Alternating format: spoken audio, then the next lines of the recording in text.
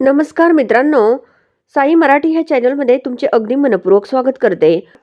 तू ही रे माझा मितवा ह्या मालिकेच्या 23 डिसेंबरच्या नवीन पहिल्याच भागामध्ये असं बघायला मिळतं की आता येशू ही गणपती बाप्पाच्या मंदिरामध्ये येते आणि येशू ही गणपती बाप्पाच्या मंदिरामध्ये येऊन या गणपती बाप्पाचं अगदी हात जोडून दर्शन घेते आणि बोलते की खरोच गणपती बाप्पा, मला तुझे आभार मानायचे, कारण माझ्या नमू ताईचे जे काही मिस्टर आहेत ना, ते अगदी क्लास टॉपवर आहेत. त्यामुळे आई बाबांचं तर टेन्शनच गेलं आहे आणि ही इशू सुद्धा खूप खुश आहे बरं का. असं पण आता इकडे ही इशू आपली या गणपती बाप्पांना सांगत असते. इकडे आता तर घरामध्ये लग्नाची सर्व काही धानधुंदल चालू असते आणि त्याच वेळेस आता ओम हा या सुप्रियाकडे येतो आणि सुप्रियाला बोलतो की अगं ईश्वरी कुठे आहे, ईश्वरी तर दिसत नाहीच आहे. त्यावेळेस आता इकडे सुप्रिया या ओमला सांगते की ती मंदिरामध्ये गेली होती, मला म्हणाली की मी आत्ता पटकन मंदिरामध्ये जाऊन येते. असे पण आता सुप्रिया या ओमला सांगते. तेवढ्यात आता ताई तिथे आरडाओरडा करत येतात आणि या ओमला बोलतात की मी सांगितलं होतं ना त्या मुलीला अजिबात फुले आणायला पाठवू नको, ती गोंधळ करून टाकेल म्हणून, आणि तेच झालं, माझं कुणी ऐकायलाच तयार नाही रे. असं पण ताई या ओमला सांगते. तर ओम ताईला थोडंसं शांत राहण्यासाठी सांगतो. त्यानंतर पुढे असं बघायला मिळतं की आता इकडे ह्या ईश्वरीने गणपती बाप्पांना एक जलेबाचा सुद्धा नैवेद्य आणून दाखवलेला असतो आणि ही ईश्वरी या देव बाप्पाला बोलते की देव बाप्पा, मी हा जो काही नैवेद्य तुला मांडलेला आहे ना, तो मी स्वतःच्या हाताने तयार केलेला आहे आणि माझ्या ताईचं लग्न आहे त्यामुळे मी आणून ठेवलेलं आहे. असं पण ही गणपती बाप्पाला ईश्वरी बोलते. त्याच वेळेस मंदिरामध्ये जे काही पुजारी असतात ते गुरुजी ह्या आपल्या ईश्वरीला बोलतात की आज तुझ्या नम्रता ताईचं लग्न आहेस ना. त्यावर आता इकडे ईश्वरी बोलते की हो गुरुजी, माझ्या नम्रता ताईचं लग्न आहे, तुम्ही नक्की यायचं बरं का. असं पण ईश्वरी या गुरुजींना बोलते. त्यानंतर गुरुजी बोलतात की जेव्हा तुझं लग्न असेल तेव्हा पण तू असंच मंदिरामध्ये यायचं बरं का. तर आता ईश्वरी गुरुजींना सांगते की गुरुजी, माझ्या मनासारखं जर मला मुलगा मिळाला ना तर मी नक्कीच येईल बरं का ह्या गणपती बाप्पाच्या मंदिरात दर्शनाला. असं पण ही ईश्वरी खूप खुश होऊन गुरुजींना सांगते.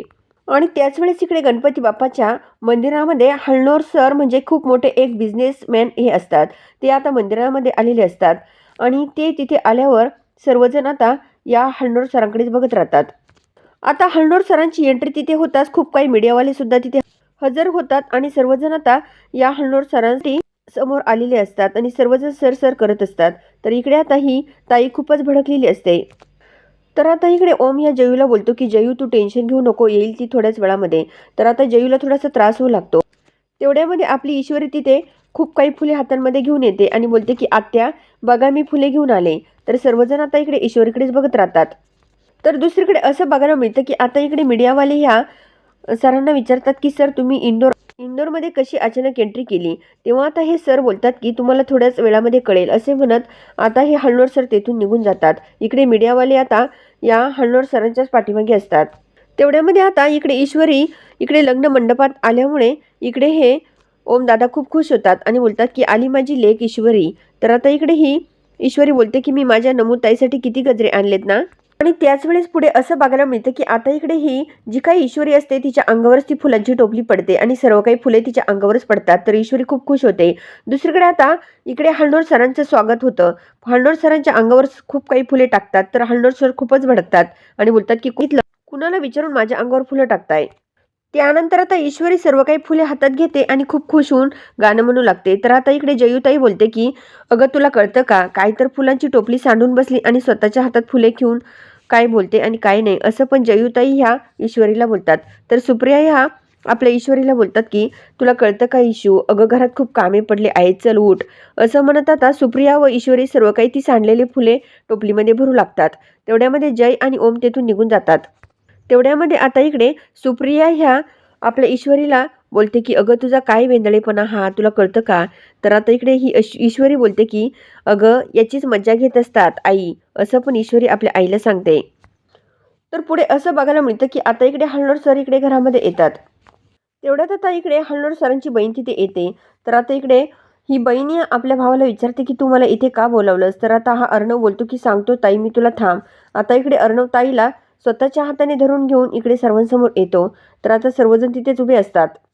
त्यानंतर अर्णव आता ह्या काकांना बोलतो की काका, आजची तारीख काय आहे, 23 डिसेंबर, आणि माझं नाव आहे अर्णव सात्विका राजश्री, ही माझी बहीण आहे अंजली. खूप चुकीचे वागले तुम्ही. असे पण आता इकडे हा अर्णव या काकांना बोलतो. तेवढ्यामध्ये अंजली पण बोलते की हो काका, तुम्ही खूप चुकीचे वागले. त्यानंतर आता इकडे अर्णव बोलतो की काका सुद्धा म्हणू नको ताई तू यांना. त्यानंतर अंजली बोलते की काका, अहो, माझ्या आईच्या वाढदिवसाच्या दिवशी तुम्ही घराबाहेर काढलं आई, लक्षात आहे का तुमच्या? असं पण आता इकडे काकांना ही अंजली बोलते. त्यावेळेस आता अर्णव बोलतो की आठवलं का? त्याच दिवशी मी ठरवलं होतं, आमचं हे घर पुन्हा घेईल मी तुमच्याकडून, हे मी त्याच वेळेस ठरवलं होतं आणि आज तेच करतोय, असं पण अर्णव काकांना धमकावतो. त्यावर काका हसू लागतात. त्यानंतर आता काका बोलतात की अरे हे माझं घर आहे, त्या गोष्टी शक्य नाहीच आहे. तर अर्णव बोलतो की अशक्यच गोष्टी मी शक्य करून दाखवतो.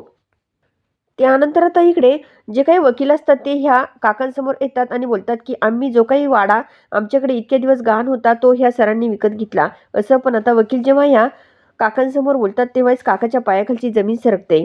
आता हा अर्णव बोलतो की बघा, बघा काय झालं ते ऐकलं ना? कुणी घेतला तो? असं पण इकडे आता हा अर्णव या काकांना खूप धमकावतो आणि त्याला घराच्या बाहेर काढू लागतो. आता अर्णवने काकांच्या शर्टची गचांडी धरत त्याला घराबाहेर ओढत आणलेली असते. तर काका अर्णवला सोड मला, सोड मला असे म्हणत असतात. परंतु अर्णवने स्वतःच्या हाताने या काकांना घराबाहेर काढलेले असते आणि जोरामध्ये बाहेर ढकलून दिलेले असते. जशा जसं ह्या काकाने ह्या अर्णवला आणि अंजलीला घराबाहेर धरून काढलं होतं, तशाच प्रकारे ह्या आज अर्णवने सुद्धा ह्या काकांची परिस्थिती तशीच केलेली असते. त्याला सुद्धा तसंच धरून घराबाहेर ओढत आणून फेकून दिलेलं असतं आणि त्याच वेळेस आता हा काका ह्या अर्णवसमोर हात जोडतो आणि बोलतो की प्लीज मी तुझ्यासमोर हात जोडतो, मला माफ कर, चुकलो मी, असं पण काका या अर्णवसमोर बोलत असतात. त्यावेळेस आता अर्णवला आपल्या बहिणीला आणि आपल्याला प्रकारे घराबाहेर काढलं होतं हे क्षण सर्व डोळ्यासमोर येतात आणि आपण या काकांची पार हात जोडून पाया पडून माफी मागितली होती, तरी सुद्धा यांनी आपल्याला घरात घेतलं नव्हतं, हे सुद्धा सर्व काही अर्णवला आठवतं. त्यानंतर आता इकडे काका बोलतात की अर्णव मी चुकलो, मला माफ कर. त्याच वेळेस आता इकडे काकांना घराबाहेर काढून दरवाजा पूर्णपणे लॉक होतो. तर दुसरीकडे आता इकडे घरामध्ये नमुताईच्या लग्नाची घाई सुरू असते. तेवढ्यात आता इकडे ईश्वरी छान नऊवारी साडी घालून तयार होऊन इथे या आपल्या बाबांसमोर येते. तर आता सुप्रिया बोलते की ताई तयार झाली का बघ एकदा. तर ईश्वरी बोलते की पटकन जाते मी बघते. ईश्वरी पटकन आपल्या ताईजवळ येते. तर आता ताई नवरीच्या लुकमध्ये छान तयार झालेली असते. तर ईश्वरी बोलते की ताई तू खूप सुंदर दिसतेस. आणि काय ग ताई तू रडतेस का? असं पण ईश्वरी या ताईला बोलते आणि बोलते की आज डोळ्यात पाणी नको आणू, आज तुझा लग्नाचा एवढा छान दिवस आहे, प्लीज रडू नको. असे पण आता इकडे ईश्वरी ही आपल्या बहिणीला सांगते. तर आता इकडे ईश्वरी बोलते की अगं मी तुझ्या शेजारीचाच एखादा मुलगा बाबांना बघायला लावेल, मग आपण दोघी बरोबर पाणीपुरी खायला जाऊ, नको टेन्शन घेऊ तू, असं पण ईश्वरी ही आपल्या नमुताईला बोलते. त्यानंतर नमुताई ईश्वरीला सांगते की अगं थोडीशी वेगळीच परेशानी होऊन बसली आहे. तर ईश्वरी बोलते की कसली ग? तर दुसरीकडे असं बघायला मिळतं की आता इकडे नमुताईचं लग्न ज्या मुलाशी होणार असतं त्या मुलाचे आईवडील या आपल्या ईश्वरी ताईच्या घरी येतात आणि त्याच वेळेस आता ओम आणि सुप्रिया समोर बसलेले असतात. तर आता इकडे ह्या नवरदेवाची आई बोलते की आमचा मुलगा फॉरेनला शिकलेला आहे, त्यामुळे त्याच्या खूप काही आकांक्षा इच्छा वाढलेल्या आहेत. तसं पण आता इकडे हे नवरदेवाची आई जी असते ती ह्या आपल्या नमुताईच्या आईवडिलांना सांगते. दुसरीकडे असं बघायला मिळतं की अंजली व अर्णव आपल्या आईच्या फोटोसमोर हात जोडून उभे असतात. अंजली ह्या अर्णवला बोलते की बघ आई, आपली वाड्यात पुन्हा आली आहे अर्णव, मी काहीच विसरले नाही अर्णव. असं पण आता इकडे ही अंजली आपल्या भावाला सांगते आणि बोलते की आज आईचा वाढदिवस आहे आणि खरोखर आई आपल्यासाठी किती स्पेशल होती, असं पण अंजली आपल्या भावाला म्हणजे अर्णवला सांगते. त्यावेळेस आता इकडे अंजलीला खूप काही आईच्या आठवणी आठवत असतात. या सर्व आठवणी ही अंजली अर्णवला सांगते. त्यानंतर आता अंजली बोलते की उदयन काकाने आपल्याला घराबाहेर काढायला नको होतं. तर अर्णव बोलतो की त्याला काकासुद्धा म्हणू नको ताई. त्यानंतर इकडे आता अर्णव बोलतो की खरोखर आईची खूप हौस होती. अगं आईला खूप काही फॅशनेबल कपडे घालायला आपल्याला वाटायचे, खूप फॅशनेबल कपडे माझ्या मुलांनी घालावे आणि खरोखर मी आईची आज इच्छा पूर्ण केली. त्यानंतर इकडे आता अंजली अर्णवला बोलते की खरोखर आईचं जे काही स्वप्न आहे ते पूर्ण करण्यासाठी तू किती मेहनत घेतली ना, असे पण अंजली या अर्णवला सांगते.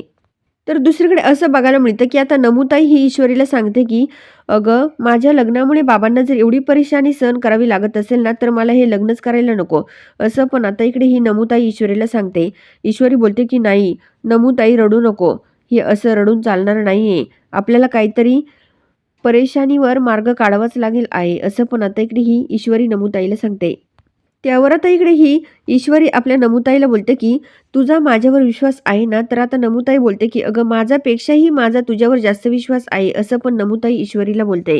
नंतर आता इकडे ही ईश्वरी नमुताईला बोलते की परंतु जिजूला काहीच माहीत नसणार ना यामधील? तर आता नमुताई बोलते की हो त्यांना काहीच माहीत नाहीये. त्यानंतर आता इकडे ईश्वरी बोलते की मी आता जिजूंशी सर्व काही बोलते, मग ते त्यांच्या आईवडिलांना नक्कीच काहीतरी सांगतील. तर आता नमुताई बोलते की बघ बर का सर्व क्लिअर होईल ना. तर ईश्वरी बोलते की बघ अगं ही ईश्वरी असेल ना तर सर्व प्रॉब्लेम सॉल्व, असं पण ईश्वरी ह्या आपल्या नमुताईला बोलते. आता इकडे इकडे ह्या नमुताईच्या चेहऱ्यावर वेगळी स्माईल येते. तर ईश्वरी बोलते की तुझं हे हसू आहे ना ते माझा श्वास आहे, पुन्हा डोळ्यात पाणी आणायचं नाही बरं का, पुस बरं ते डोळे, असे पण आपली ईश्वरी ताई नमुताईला सांगते. दुसरीकडे असं बघायला मिळतं की अंजलीला आपल्या आईची खूप आठवण येत असते. अंजली रडत असते. तर अर्णव अंजलीला म्हणतो की प्लीज ताई रडू नको. नंतर पुढे असं बघायला मिळतं की आता ईश्वरी ही नमुताईला बोलते की आपल्या बाबांनी एवढं मेहनतीने जे काही उभं केलेलं दुकान आहे ते असं नाही जाऊन द्यायचं, असं पण ईश्वरी नमुताईला सांगते. त्यानंतर ईश्वरी बोलते की मी आता ज्यावेळेस जाणार आहे ना त्यावेळेस दुकानचे सर्व काही डॉक्युमेंट्स माझ्याकडे घेऊन जाते, म्हणजे काही प्रॉब्लेमच राहणार नाही, असं पण ईश्वरी नमूला सांगते. त्यानंतर आता इकडे नमुताई ह्या ईश्वरीला हॉटेलचा पत्ता सांगते. तर ईश्वरी बोलते की नमुताई मला सर्व काही माहीत आहे, तू नको सांगू. आता इकडे ही ईश्वरी पटकन घाई निघते. काही दुकानच्या डॉक्युमेंट्सची फाईल असते ती सुद्धा ईश्वरी आपल्या हातात घेऊन बघू लागते आणि पटकन ती फाईल आता हातामध्ये घेऊन इकडे बाहेर पडते.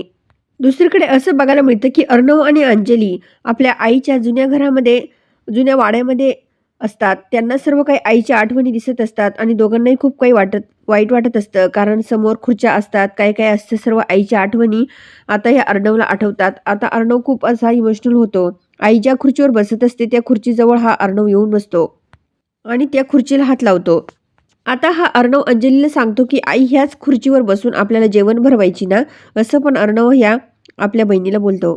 तिकडे असं बघायला मिळतं की आता इकडे घरामध्ये लग्नाची सर्व काही तयारी पूर्ण झालेली असते आणि ईश्वरी साडीच्या पदराच्या आड आता ती फाईल घेऊन आता या लग्न मंडपातून बाहेर पडणार असते. तर दुसरीकडे असं बघायला मिळतं की त्यानंतर आता पुढे असं बघायला मिळतं की अर्णव ह्या ताईची खूप काळजी घेत असते. तर आता इकडे ताई बोलते की चिंटू तू माझी किती काळजी घेतोस. तर आता जे काही ह्या अर्णवच्या पाठीमागे अर्णवचे पिये असतात ते सर्व या अर्णवकडे बघतात. तर आता अर्णव आपल्या बहिणीला बोलतो की अगं हे सर्व माझे सहकारी आहेत, माझे पिये आहेत, तू त्यांच्या देखत मला चिंटू नको म्हणू, ते माझे ARI आहेत. त्यानंतर आता अर्णव बोलतो की चल आपल्याला जायचं आहे. त्यानंतर आता इकडे ही आपली ईश्वरी या अर्णवला भेटण्यासाठी येणार असते. तर मित्रांनो आता नेमकं पुढे काय होणार हे बघण्यासाठी आपल्या साई मराठी ह्या चॅनलला जरूर सबस्क्राईब करा, लाईक करा आणि व्हिडिओ बघितल्यामुळे अगदी मनापासून धन्यवाद.